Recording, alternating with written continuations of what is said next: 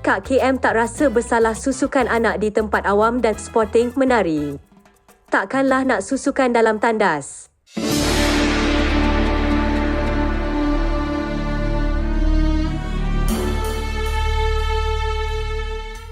Siapa yang tidak kenal dengan Kak KM atau Liana Rosli, anak kepada pelakon veteran Normah Damanhuri. Dia sering menjadi bualan hangat warga maya berikutan gemar muncul dengan aksi dan kelakuan yang membuat orang ramai menggeleng kepala. Kak KM juga merupakan seorang usahawan jamu yang terkenal dengan pelbagai jamu untuk lelaki dan wanita. Walaupun sebelum ini itulah video Liana Rosli atau lebih dikenali sebagai Kak KM menyusukan anaknya dikecam warganet.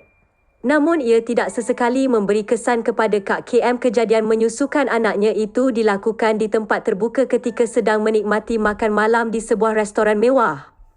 Kini warganet mengkritik tindakannya yang melakukan drop challenge di hadapan rakan-rakan suami. Memalukan. Sikit sangat tunjuk tu. Rata-rata warganet yang menonton video tersebut tampil mengkritik tindakan Kak KM yang dilihat agak melampau dan tidak menjaga batas sebagai seorang wanita. Malah ada yang turut mendoakan agar anak kepada pelakon Normah Damanhuri ini diberikan hidayah. Gara-gara menyusukan anak di tempat awam, usahawan kosmetik kontroversi Liana Rosli atau Kak KM dikecam dan dianggap tidak menjaga adab sebagai wanita Muslim. Menjelaskan perkara yang berlaku, Kak KM berkata dia menyusukan anak bukan di hadapan orang ramai, malah menerusi video yang dikongsi itu tidak memperlihatkan bahagian tidak sepatutnya. Pertama sekali ketika saya menyusukan anak itu, tiada orang di depan saya. Jadi memang tiada siapa yang nampak. Dalam video yang saya muat naik pun bukannya menampakkan bahagian yang tidak sepatutnya. Kemudian, takkan saya nak susukan anak di dalam tandas. Saya bukannya tiada otak. Saya masih tahu untuk menjaga adab, katanya ketika dihubungi wartawan. Anak kepada pelakon veteran Normah Damanhuri ini baru sahaja menyambut kelahiran anak keempatnya pada Disember tahun lalu yang diberi nama Cinta Karisa. Kak KM dan suami, Razman Ramli, turut mempunyai 3 orang anak lain iaitu Nabila Razman, 19, Faris Razman, 15 dan Rania Razman, 12. Belum reda isu menyusukan anak, Kak KM sekali lagi mencuri perhatian netizen kerana dilihat menari di hadapan sekumpulan lelaki yang dipercayai kawan-kawan suaminya. Saya bukannya tiada otak. Saya masih tahu untuk menjaga adab.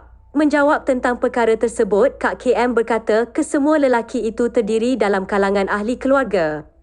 Mereka semua itu adalah adik-beradik saya dan juga suami. Kami memang sporting kalau mahu buat video cabaran seperti yang popular di media sosial. Kami memang terbuka dan tidak fikir perkara yang tidak senonoh, jelasnya.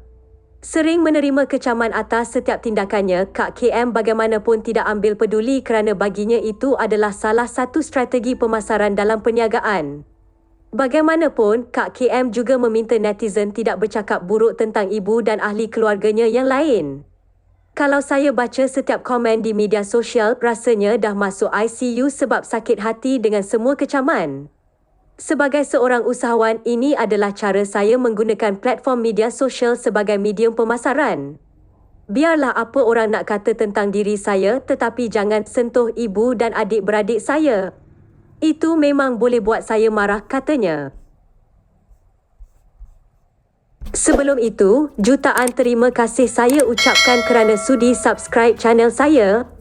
Syukran jazilan.